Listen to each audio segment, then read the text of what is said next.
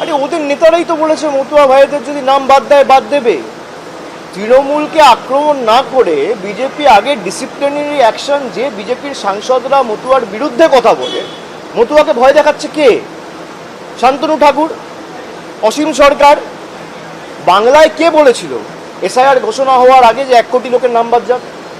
তা মানুষকে ভয় দেখাচ্ছে কে? তৃণমূল তো বলেনি।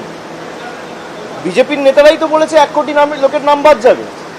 বিজেপির নেতারাই তো বলেছে ড্রাফট লিস্ট পাবলিশ হওয়ার পর দেখবেন সংখ্যাটা যখন অ্যাকচুয়াল বেরোবে ফাইনাল ভোটার লিস্টে 1 কোটি নামই বাদ যাবে। বিজেপি তো টার্গেট সেট করে দিচ্ছে ইলেকশন কমিশনের জন্য। এরা কিভাবে কথা বলে? এরা তৃণমূলকে আক্রমণ করছে, মতুয়া ভাইদের ভয় দেখিয়েছে কে?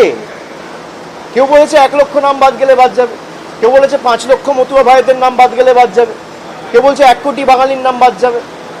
যারা আমাদের রোহিঙ্গা বাংলাদেশি বলে দাগিয়ে দিয়েছিল, আজকে ড্রাফট লিস্ট থেকে যে 58 লক্ষ লোকের নাম বাদ গেছে তাদের মধ্যে কতজন রোহিঙ্গা আর কতজন বাংলাদেশি? আজকে তো 1 মাস হলো। আমি 31শে ডিসেম্বর দিল্লিতে গেছিলাম নির্বাচন কমিশনের সাথে বৈঠক করতে। আমরা দাবি রেখেছিলাম 1 মাসের মধ্যে প্রকাশ করেছে যে কজন বাংলাদেশি এই বাংলায় ভোটার লিস্টে ছিল।